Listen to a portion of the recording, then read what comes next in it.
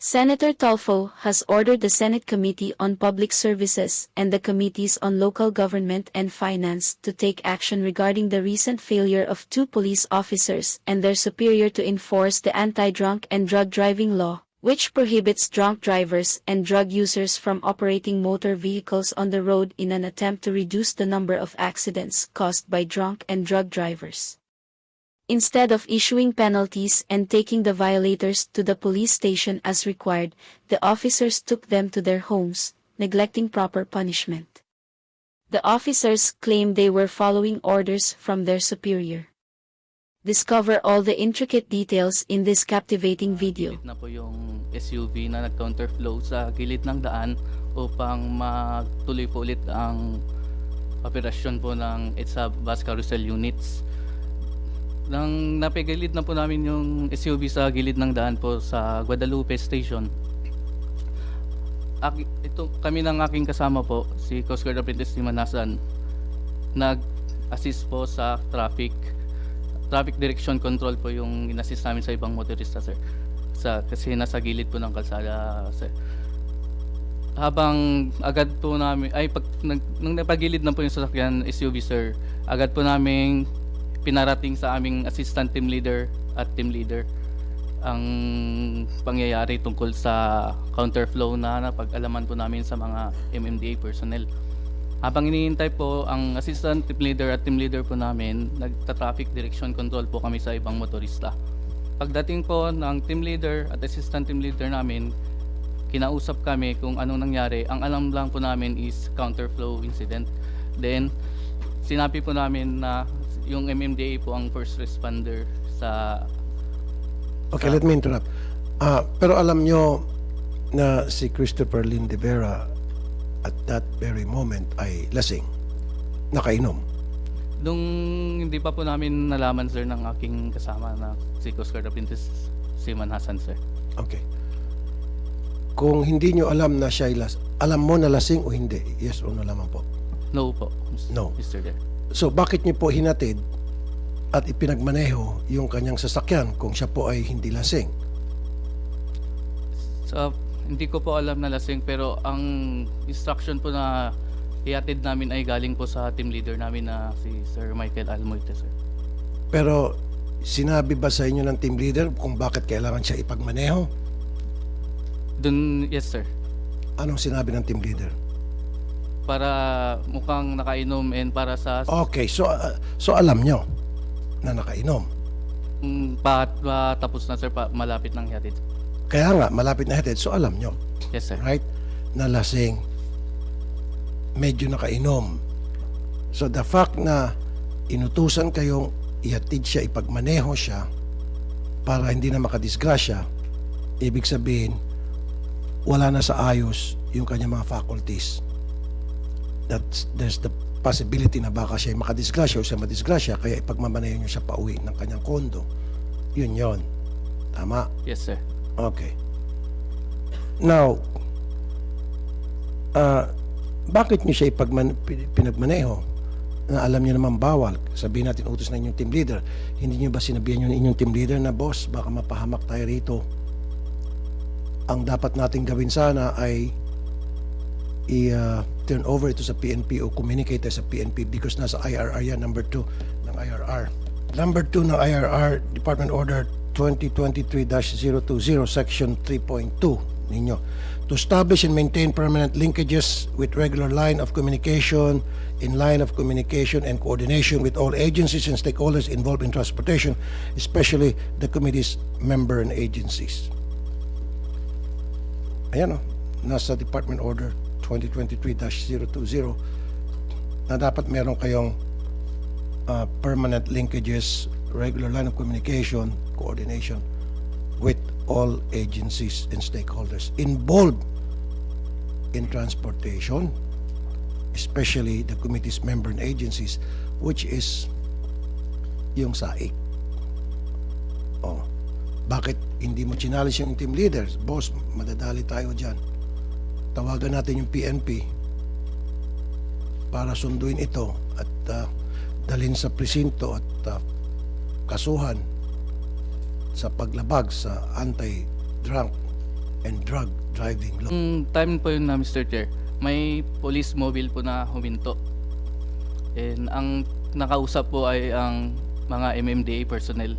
Pagtapos po nilang mag-usap, Mr. Chair, umalis po ang police mobile. He was already there. And alam naman siguro niya na meron tayong anti-drunk and drug driving law. Saan dito? Sa halip na parang chismoso lang, nakimarites lang, and then, may lasing ba dyan? Nag-resist ba yan? Nung sinabi, hindi, o sige, alis na ako. Good morning, Your Ito na Honor. pala yung mga police. It's here. Okay. Pero sige, mas maganda ikaw yung magsabi. Per the sinumpang salaysay of our two traffic enforcers present at the time of the incident, Your Honors, ang nakuha po nilang pangalan ay PSSG Rojas at Patrolman De La Cruz, Your Honor. In your jurisdiction. Gusto ko manggagaling sa inyo. Ano ang protocol sa PNP? Kapag ang isang police, kayo, HPG, na para ninyo ang isang motorista dahil lasing, ano po yung protocol? Good morning, sir. Actually, sir, usually, sir, pag initially ma-determine namin na parang under the influence of liquor. So, Yes. we have to, mayroon kaming tinatawag na, sir, field sobriety test. Okay. So, doon, sir, nakasaad yung mga procedure. But then, after that, sir, you have to, for confirmation, sir, use the necessary technical, sir. Okay. And then pag na-find out ninyo na talagang lasing at over the limit na yung alcohol sa kanyang katawan, ano po yung susunod na inyong gagawin? Of course, sir, we have to hold the driver in custody, sir, and for him not to forgo with the driving, And then, and we will file the necessary charges, sir. correct. So, base po dun sa sinabi ninyo, so malaking pagkakamali itong nagawa ng kabaro ninyo.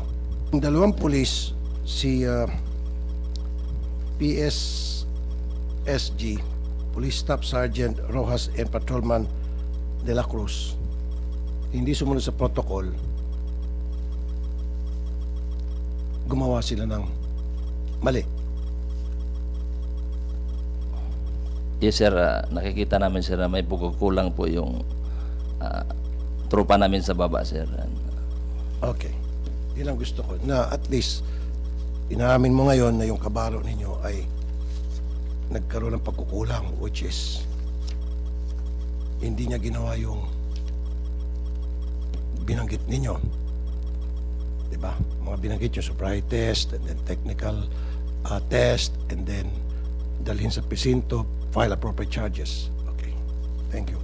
Now, CG Villaluz, nung paghatid nyo sa kanya sa kondo, bakit pa kayo nagpa-selfie, sir? For situational report, sir. Situational report para kanino? Para sabihin mission accomplished? Para po sa team leader namin, sir. Sa report niya, sir. Ano naman ang naging reaction ni team leader nung pinadala yung selfie? Na yan, okay. Saan ka dito? Ikaw ata yung nasa left. Okay. Leftmost. Sige. Ano sabi ng team leader nung pinadala mong selfie? Hindi po ako yung nagpadala, Sino sir. padala? Kundi ang assistant team leader namin, sir. Siya po yung kumuha ng picture, sir. Nandiyan pala si assistant team leader. Ilan pala kayo naghatid? Tatlo po kami, Mr. Chair. Okay, team leader, ito yung sa taga-DOTR. Yung kasama po namin sa picture, Mr. Chair, is yung assistant team leader po namin. Okay, sino itong naka-uniforme ng DOTI, yung naka-black. Assistant team leader po namin si Sir Alvin Garcia. Ikaw yung promotor sa pagpapaselfie dito kay De Vera. Ikaw yung nasa picture. Good morning po, Mr. Chair. Bali po kasi yung utos po sa amin ng team leader namin. Pag-arrive po namin sa bahay po ni Mr. De Vera, kumuha daw po kami ng picture na safe po nakarating kami at wala po na disgrasya, sir. Ayun po yung utos ng aming team leader, sir. At sino po yung team leader nyo? Si Mr. Almete po. Ayan. Mr. Ray Almoite, sir. Okay, nagpapasapasahan kayo. At least dito na tayo sa pinakadulo na. Pagkatapos, nagpa-selfie pa kayo. Sir, good morning po, Mr. Chair. Ang picture po na pinakuha ko sa kanila para po sa incident report po namin na i-send po sa Viber po ng group. Viber ng grupo. Yes. Bakit kinakailangan pa ipadala sa Viber ng grupo yung selfie? Kasi po meron po kaming incident report na sinesend po kung may nangyayari po na sa busway po na. So, in short, ito ay para ipakita doon sa Viber group ninyo na okay na yung lasing, okay na yung nag-violate ng traffic law natin, safe na siya, huwag kayo maglala. So, parang ganun ang mensahe. Yes po, sir. Thank you. Hindi mo ba alam na pambabastos itong ginawa nyo? Pagpapapicture, pambabastos sa taong bayan. Almost every day, meron kayong pinapara dyan. Tinitikitan nyo. May mga video pa nga na yung mga nakamotor, nakikipaghabulan kayo, nakikipagpatentero kayo, inihila-hila nyo pa yung motor, dinidipahan nyo pa. Kulang na lang na itaya nyo yung buhay nyo para yung violator ay mahuli nyo lamang at matikitan. Nang gagalaiti kayo, nang gigigil kayo sa lahat ng mga dumadaan dyan sa busway, which tama lang, trabaho niya yon. However, dito sa taong ito, he became the exception to the rule. And why is that? Mr. Chair, yung nangyari po kasi na Mr. Chair, wala po kami panikit at that time, sir. Yung at that moment po, wala po kami panikit, naubos na po. Tapos po, yung may panikit lang po is yung MMDA po. Pagdating po namin doon, ay po tikita ng MMDA dahil po di daw po sila authorized manikit na sa busway. Ngayon, kami na po nagsabi sa MMDA na sila na po magticket. Kasi po yung ticket po namin, yung TO po namin, ubos na po at that time, sir. Bakit naubos? Ilan ang natikitan nyo at that time? Mr. Chair, nirenyo ko po yung panikit ko bago po magbagyo. Inabutan po ng bagyo siya kaya hindi po siya na kuha agad po sa LTO po. Kailan naubos yung panikit? So ibig sabihin, nagjo-duty kayo doon na walang panikit?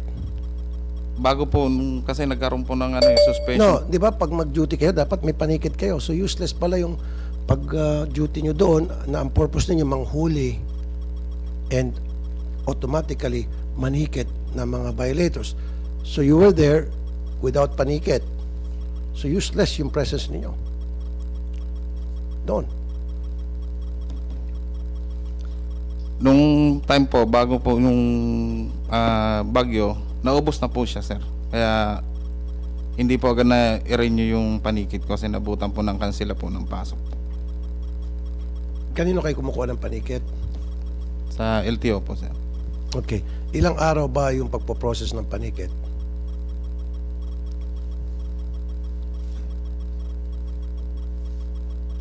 Sana kung wala ka palang panikit, hindi ka na nag-duty doon. What for? Useless ang presence nyo doon kung ganon. Ba't ka pa nandun kung wala ka palang panikit? Wala ka authority na manghuli at mag-sanction ng isang violator. In this case, tulad nitong si De Vera. LTO, Mr. Francis Ray Almora, gaano katagal po mag-process ng panikit na maibigay Good morning, Mr. Chair. sa deputized ninyo? For the deputized officers of LTO, they have to just account for the tickets. So they have to submit or return the copies for the office for COA purposes. And immediately, we can issue again How long, at sir? TOP. How long? Within the day, Mr. Within Chair. the day. Narinig mo? Mr. Almoite, within the day. I believe meron kang panikit. Kaya lang yun ang ginagamit mong depensa. But let me remind you, you don't even need panikit para yung isang tulad ni De Vera na lasing na siya ay dalhin sa presinto o tawagan mo yung pulis. Nandiyan sa IR nyo, number 2 sa department order ninyo. Makipag-communicate sa pulis para sunduin ito at dalhin sa presinto. Because a crime has been committed. A law has been violated. Tama? Okay. Now, DOTR, Yusek Jesus Ferdinand Ortega, salamat sa iyo. Kita ko consistent palagi ang presence mo. I appreciate that. Ano yung parusa dito? Kung mabilis kayo magparusa sa mga gumagamit ng busway, ngayon, itong mga hindi gumawa ng tama dahil Mr. sa Chair, busway, anong parusang? Mr. Chair, si ASEC Trackerlin po ang ipapareport ko because he's the one handling the ASEC, incident po. Thank anong you. parusa dito sa kanila? Umpisa natin sa team leader. Mr. Chairman, our secretary wrote you a letter po. And based on the letter po sent by our secretary to your office po, since suspension po yung parusa po for them, Mr. Chairman. Okay, si Alvin Garcia, suspension for 3 months. Sino to si Alvin Garcia? Is he here? Okay. So suspended ka for 3 months. Okay, yan yung parusa sa'yo. Okay. And then si Michael Real Moite, suspension for 3 months. Okay. Si ASN Hassan, admonition. Ibig sabihin, pinagsabihan lang, wag mo na ulitin yan. Why? Mr. Chair, based on the reports and the investigation that we got, sumunod lang po sila sa team leader po nila. Sinabihan sila ng team leader nila na mukhang nakainom to ensure that safe po yung mga road users. Sila po yung nagtanong pa sila kung sino bang marunong mag-drive, and we found out ang marunong mag-drive si ASN Villaruz, so siya yung pinadrive po, Mr. To cut it short, sumunod lang sila sa utos ng kanilang team leader. Yes, So pag sinabi ng team leader, lumundag ka sa 10th floor building, kailangan silang lumundag. Sir. Hindi naman po, Mr. Chairman. Alam nila na bawal yun. The fact na alam nila na bawal yun, yung pinapagawa sa kanila, they could have just said no. I think And why did they not? that's the proper Say it. That's the proper thing to do, Mr. Chairman. So When I therefore, asked them- meron dapat silang parusa. when we asked them po, Mr. Chairman, yun po ang sagot talaga nila, that they honestly did not know po, because even yung iba po, they're not. Sir, Asek, alam nila na lasing kasi medyo nakainom at alam nila hindi nila trabaho ang maghatid. It's not their job na ihatid ang isang lasing na driver sa kondo. That's not part of their job. That's a very clear violation of the duties and responsibilities as Coast Guard personnel manning the busway. So therefore, dapat may parusa. Kasi sir, sila yung mga naka-camouflage, di ba? Oh, sila yung mga nanguhuli. Sila yung dumidipa pa doon sa busway. Nagkikipagsigawan pa. Nililecturan pa yung mga violators, which tama lang. And now, sila nagkamali. Papaluin na yung kamay nila at huwag mo nang ulitin. No. Hindi tama ata yan. Your Honor, if I may. Yes, sir. Yeah, Yes, sir. basically that's the investigation po, answers process that happened, and yun po yung report on the part of SAIC dito kay Secretary Bautista, no? So basically po yung sila ay sumunod lamang, and the order came from their head. That's why sila ay binigyan ng 3 months. But sila po ay kailangan naming i-retrain because clearly when they reported, hindi talaga nila alam. But base po dito sa comments nyo, we could relook at the penalty regarding that po. Thank you, Yusek. Yung mga sinasabi ko, it's not for me and from me to say it na kailangan nila maparusahan. It's all about yung gusto ng taong bayan. Yun ang gusto ng taong bayan, yun yung sundin natin. Diba? Because we're all public servant. Gawin natin kung ano yung mandato sa atin, which is pagsilbihan yung publiko. Now, these 2 gentlemen here must be suspended as well para patas. Kasi kapag hindi nyo po ito sinuspinde, then samut-saring pag-iisip ang papasok sa isipan ng mga tao na meron kayong pinapaboran, na meron kayong mga sacred cow dito sa TOTR. So, ASEC, paasahan ba namin? Yes, yes, Mr. Chairman. We will also relay this to our legal service and HR so that we will do it properly po yung pag ano po. Thank you. So, by next hearing, gusto namin ng committee dito na meron na naipataw na sanction. Itong admonition, insulto to sir. Kasi this is a big insult to everybody, to the Filipino people. Malaki insulto to.